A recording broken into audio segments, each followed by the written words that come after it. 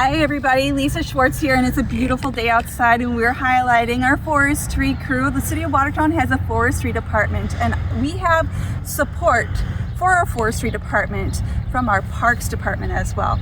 So our forestry crew has two individuals, our city forester and our assistant city forester, and we have 7 parks crew members that support them in different events around the city.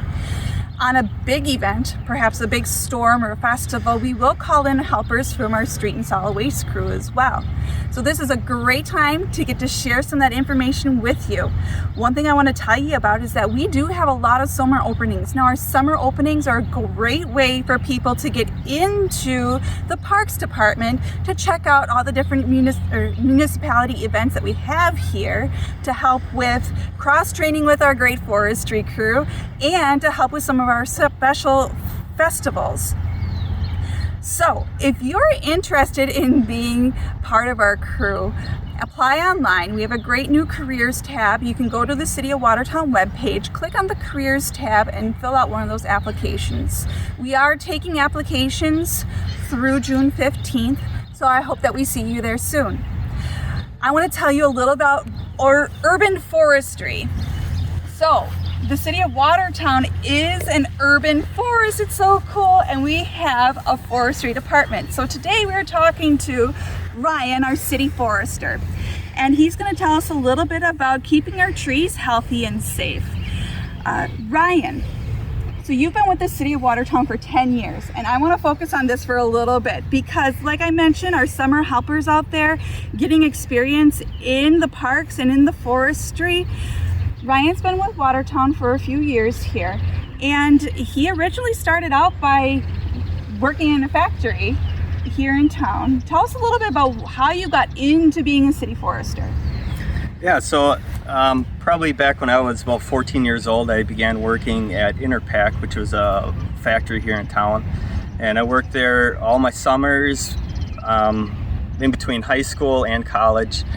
And then after I graduated from Stevens Point, then I was able to pursue the job opening here that the City of Watertown had, which was just a general position here. So when I began working for the City of Watertown, it's just a general park position. And he is a tree scientist now, folks, okay? He is a tree scientist. He started in Watertown, working in a factory, was going to be a school teacher, decided not to be a school teacher, went back to forestry, came back with us, and is a tree scientist. So you may not always know what you want to be, but feel free, come check us out, and we'll get you to where you're going to be doing great things in this city. So Ryan is going to tell us about how to keep our trees safe. Now, we have a tree behind us. And how would we identify a tree with an illness, Ryan? So the tree that we're going to highlight is a big topic here in the City of Watertown. It's an ash tree. So this is an ash tree here at Riverside Park on the island that is infected with emerald ash borer. So one of the ways that you can tell is the thinning in the canopy. It really does not have many buds and not much foliage.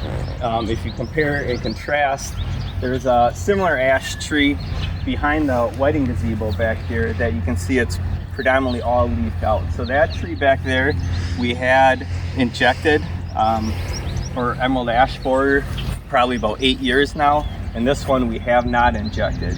Can you tell me what some of the bark is light and some of it is dark? So what is that called?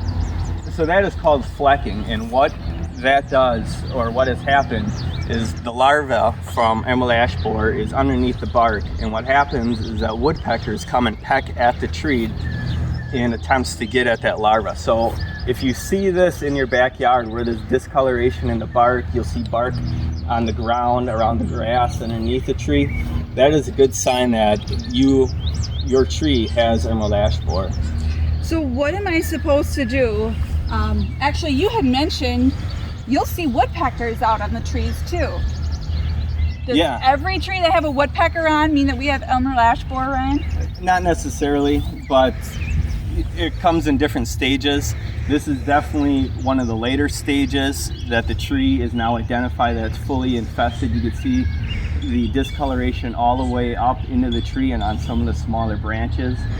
So one of the first, this is probably a later sign that it has emerald ash borer. Some of the earlier signs would be the canopy dieback.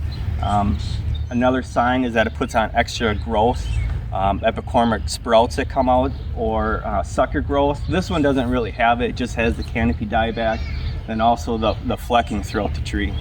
So what am I supposed to do if I have this tree in front of me and it looks like it's dying? What do I do now?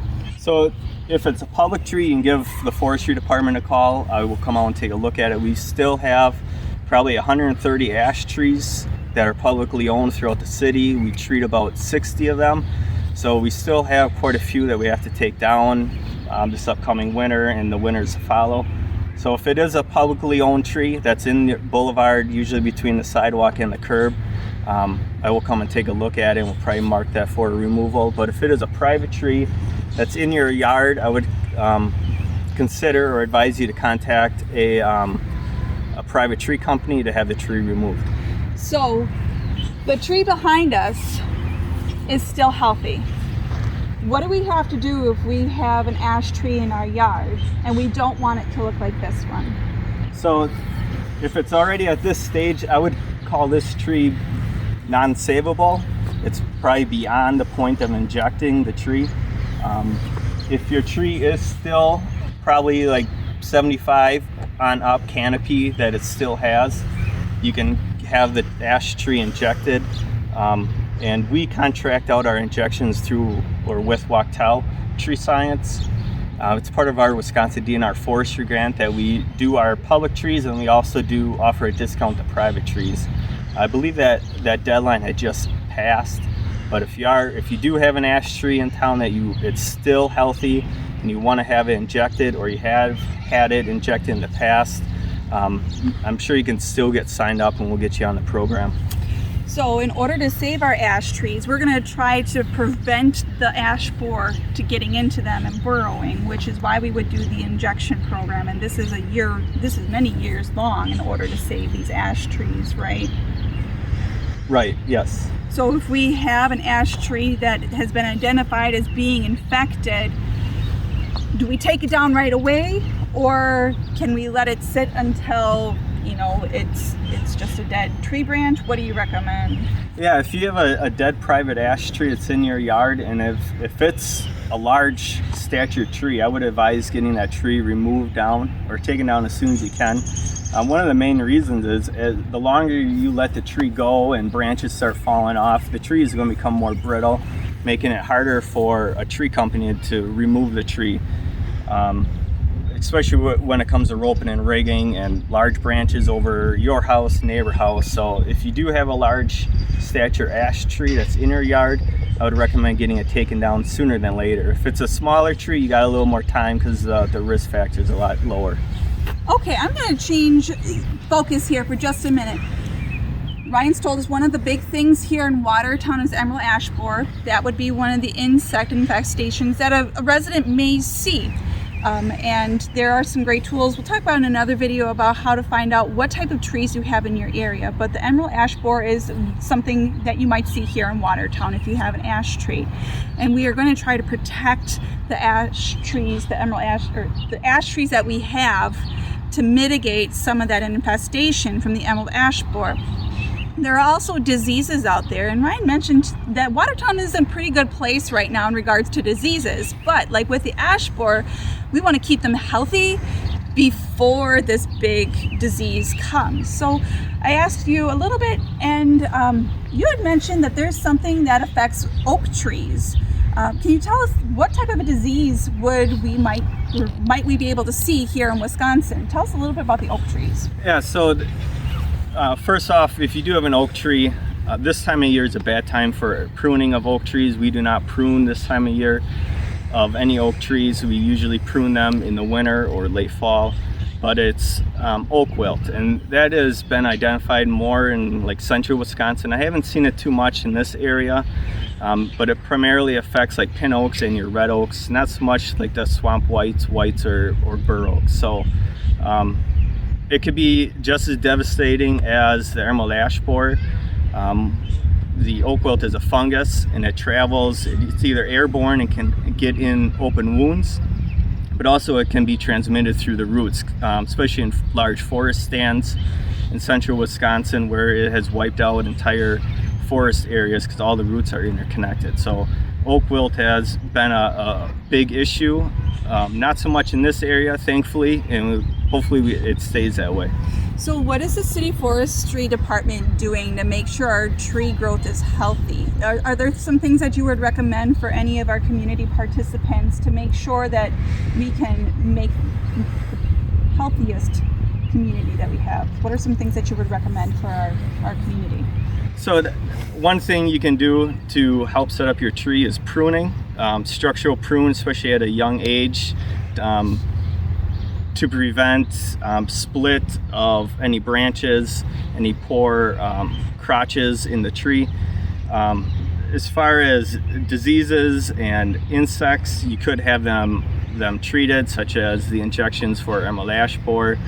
We also deal with Dutch elm disease. That would be another species not to prune during this time of year. Again, that's a fungus that gets into the open wounds.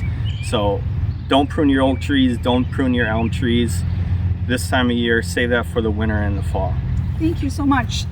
Everybody, the tree scientist, Ryan, our city forester.